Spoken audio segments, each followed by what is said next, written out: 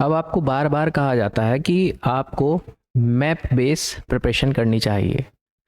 अब ये map base preparation का मतलब क्या है भाई, और इसके क्या हम लोगों को फायदे मिलते हैं? देखो, जब आप मैप के आधार पर तैयारी करते हैं तो सबसे पहली चीज, अगर आपके पास कोई इंफॉर्मेशन है और वो इंफॉर्मेशन फैक्ट के रूप में होती है, फैक्ट के बेस पर होती है कोई भी इंफॉर्मेशन, फैक्ट मतलब हम लोग तथ्य आधारित किसी भी इंफॉर्मेशन की बात कर रहे हैं, और जब आप उस इंफॉर्मेशन को फैक्ट से एक इमेज में ट्रांसफर कर देते हैं तो वो फैक्ट सिर्फ फैक्ट नहीं, अब वो एक तरीके से आपके दिमाग में एज ए कॉन्सेप्ट वर्क करना शुरू कर देता है। अभी कॉन्सेप्ट एकदम से वही फैक्ट कॉन्सेप्ट कैसे बन जाएगा? कैसी बात कर रहे हैं सर आप भी? फैक्ट से कॉन्सेप्ट बनने का मतलब, कॉन्सेप्ट क्या होती है? कॉन्सेप्ट होती है एक सिद्धांत जो लॉजिकली आपको पता, अच्छा इस ये है तो क्यों है, वो एक थ्योरी हो गई, एक सिद्धांत हो गया, उसके पीछे के कारण आपने पता कर लिए हैं। कोई भी चीज हो, कोई भी टर्म्स हो, वो आप कॉन्सेप्ट आपने उसको बोल दिया जब आपको लॉजिकली उसके बारे में पता चल जाए। आप जब किसी भी फैक्ट को लॉजिकली समझने की कोशिश करते हैं इमेजिनरी फॉर्म में, वो एक तरीके से आपके लिए कॉन्सेप्ट का काम कर रहा है। अब इसका मतलब क्या हुआ? जैसे सपोज कोई एक एक्स नाम का इवेंट हुआ है नेपाल में। अब नेपाल की कैपिटल काठमांडू में वो इवेंट हुआ है। आपने अब ये फैक्ट पढ़ लिया, अच्छा वो वाला था, अच्छा ये वाला रीजन था, अच्छा ये वाला इवेंट यहाँ पे हुआ था, आप पढ़ ही जा रहे हैं। लेकिन अगर आपने उस इवेंट की वहां पर एक लोकेशन को चेक कर लिया, आपने यहां पर इसकी लोकेशन पर काम कर लिया, अब आपके दिमाग में वो फैक्ट याद करने की आपको जरूरत नहीं है, आपने उसको लोकेशन से मैच कर दिया। अच्छा वहां पे वो पड़ा था, अच्छा इस वाले रीजन में काठमांडू में तो ये भी हुआ था, अच्छा ये भी हुआ था, अच्छा यहीं पर ही क्यों हुआ भाई, अच्छा ये कारण था। जब आप उसको लोकेशन बेस काम करना शुरू कर देते हैं उसके ऊपर, तो आप जाने अनजाने में उससे रिलेटेड अलग अलग बेसिस पर भी काम करना शुरू कर देते हैं। जब आप इस फैक्ट से कॉन्सेप्ट वाले पोर्शन की तरफ चलना शुरू करते हैं, मूव ऑन कर देते हैं। तो पहली एक जो चीज है, जब आप किसी टॉपिक को फैक्ट से इमेजिनरी फॉर्म की तरफ पढ़ना शुरू करते हैं तो आप लोगों को एक उसकी समझ बनती है। अब इसमें मैप बेस में जब आप ये इमेज पर काम करते हैं तो आपको इसके कैसे और किस तरीके से लाभ मिलते हैं? अब लाभ में क्या है भाई, आप लोगों को एक हॉलिस्टिक अप्रोच मिलती है। अब ये जो हॉलिस्टिक अप्रोच है, अब इस हॉलिस्टिक अप्रोच का मतलब क्या हुआ? इस हॉलिस्टिक अप्रोच का मतलब क्या हुआ?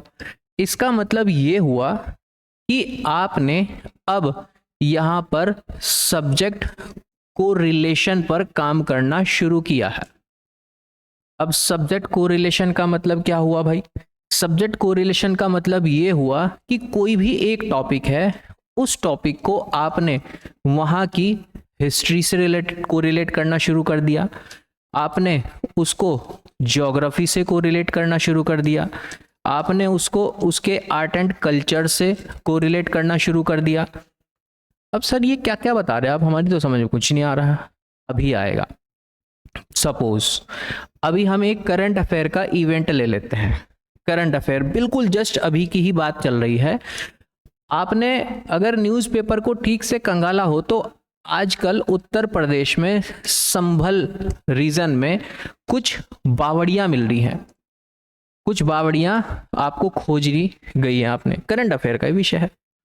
अब जब आपको ये करंट अफेयर में एक टॉपिक मिल गया, अच्छा ये संभल में भाई बावड़ी मिली है, अब आप इसके इतिहास पर जाओगे, और जब बावड़ी आप यूज कर रहे हैं तो बावड़ी का मतलब यह है कि मतलब यहां पर पानी या फिर यहाँ रहने के लिए इनका प्रयोग किया गया होगा। और बावड़ियों का प्रयोग आमतौर पर आप देखते हैं पानी को स्टोर करने के लिए। तो शायद ऐसा रहा होगा कि उस टाइम यहाँ की ज्योग्राफिकल कंडीशन कुछ ऐसी होगी कि पानी के लिए स्टोरेज पर भी काम किया कर जाता रहा होगा। तो उस टाइम की ज्योग्राफिकल कंडीशन को समझने के लिए, और अब बावड़ी है तो उस बावड़ी के डिजाइन को देखोगे आप कि अच्छा यहाँ पर थोड़े छोटे छोटे से मेहराब का भी प्रयोग किया गया है। अच्छा यहाँ पर तो कर्वेचर लाइन का भी प्रयोग किया गया है। तो वहां पर उनके फिर उसके आर्ट एंड कल्चर को भी आपने कोरिलेट करना शुरू किया। अब क्या है, सिर्फ एक खबर थी, एक फैक्ट था, उस फैक्ट को आप अब अपने इमेजिनरी फॉर्म में लेकर के आ गए। अब जब आप उस चीज से रिलेटेड इतनी सारी चीजों पर अध्ययन कर लेंगे तो क्या वो आपको दोबारा से रिपीट करने की जरूरत पड़ेगी? अब आपको फैक्ट याद करने की जरूरत पड़ेगी? अब वो आपके लॉन्ग टर्म मेमोरी का हिस्सा हो गया। अब इसका मतलब क्या हुआ, जब भी आप मैप बेस्ड प्रिपरेशन करते हैं और उसकी होलिस्टिक अप्रोच पर काम करते हैं तो ये जाने अनजाने में आपका एक लॉन्ग टर्म मेमोरी का पार्ट बन जाता है। और जब आपकी पढ़ाई का नेचर इस तरीके से हो जाता है कि कोई टॉपिक आप होलिस्टिक अप्रोच के साथ मैप बेस्ड प्रिपरेशन कर रहे हैं और वो आपकी लॉन्ग टर्म मेमोरी का हिस्सा बन गया है, तो आपके सिलेक्शन के चांस इंक्रीज हो जाते हैं। और जब लॉन्ग टर्म मेमोरी का हिस्सा आप कुछ बना लेते हैं तो ये लॉन्ग टर्म मेमोरी का हिस्सा आपको इतना बेनिफिट देता है जो प्री में तो है ही है, लेकिन मेंस के आंसर राइटिंग प्रोग्राम के अंदर भी आप इसका वेटेज देखते हैं। अब भाई मैप आंसर राइटिंग, सर क्या बोल दिया आपने? फिर दोबारा एक एग्जांपल से समझते हैं। सपोज मैं अभी स्टेट की हिस्ट्री से कोरिलेट करके बताता हूं। अब सर कैसी कैसी बात करने लगे आप, ज्योग्राफी के तो मैप सुने भी थे, हिस्ट्री के मैप का क्या मतलब रह गया?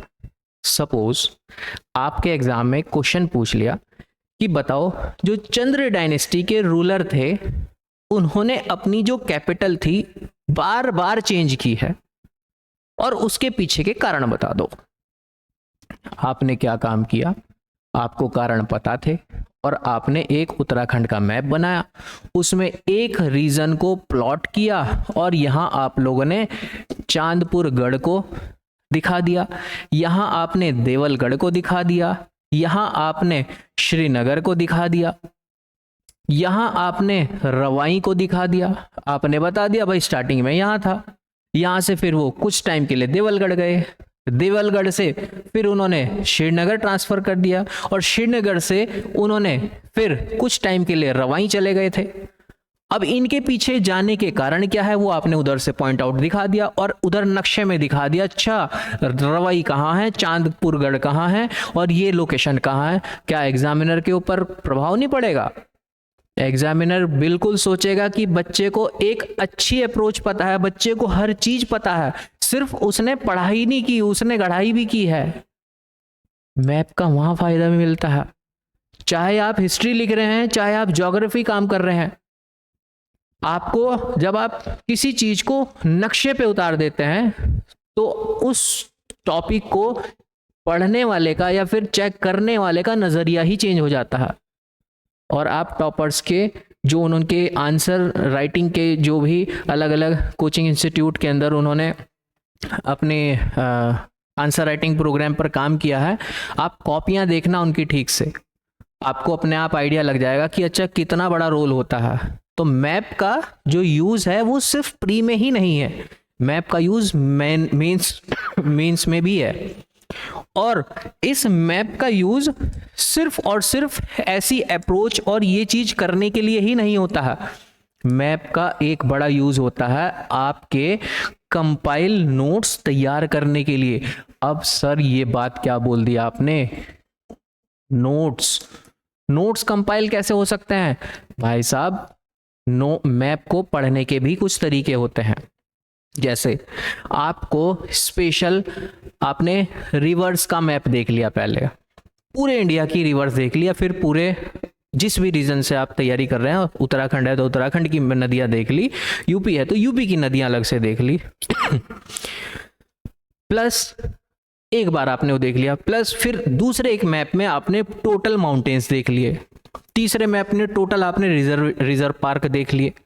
आपने ऐसे करके अलग अलग जितने भी हमारे पास 22-23 अलग अलग पार्ट बनते हैं, टॉपिक बनते हैं, सबके अलग अलग मैप देख लिए फर्स्ट फेज में। अब सेकंड फेज में आपने उनको कोरिलेट करना शुरू कर दिया। कैसे? अच्छा सर, यहाँ एक माउंटेन था, माउंटेन के बराबर में एक नदी भी तो जा रही थी, अच्छा इस माउंटेन के ऊपर ही एक ग्लेशियर भी था जहां से वो नदी निकल के जा रही थी। कोरिलेट कर दिया आपने तीन चीजों को। अब आपने उसके ऊपर कॉन्सेप्ट पर काम करना शुरू किया कि ये बर्फ या फिर ग्लेशियर जमी क्यों यहाँ, उस पहाड़ पे तो जमी नहीं है, यहाँ क्यों जमी गई भाई। अब यहाँ पे आप उसको क्लाइमेटोलॉजी से कोरिलेट करना शुरू कर दोगे, और जहां कोरिलेशन का पार्ट बनना शुरू हुआ किसी भी चीज के, वहां पर आपकी जीत हो गई। जब आप मैप को अच्छे से स्टडी करते हैं, अच्छे से कोरिलेशन वाले पार्ट पर काम करते हैं, तो आपको ज़्यादा समस्या नहीं आती है। मैप का वेटेज इस वजह से बहुत ज़्यादा कहा जाता है, वो आपको डायरेक्ट और इनडायरेक्ट दोनों ही स्तर पर फ़ायदा देता है। तो आप मैप की इस तरीके से भी तैयारी कर सकते हैं। तो ये आप लोगों का एक डाउट था, कमेंट बॉक्स में मैंने चेक किया। तो आपको कुछ और भी पूछना होगा तो कमेंट बॉक्स खुला है, पूछ सकते हैं। और special Uttarakhand PCS and lower PCS के हम लोगों ने अपनी क्लासेस स्टार्ट कर दी हैं, आप एप्लीकेशन पर जा कर के चेक कर सकते हैं। और डिस्क्रिप्शन बॉक्स में एक नंबर भी है, आप उस पर कॉल करके भी या व्हाट्सअप करके भी पूछ सकते हैं। Thank you.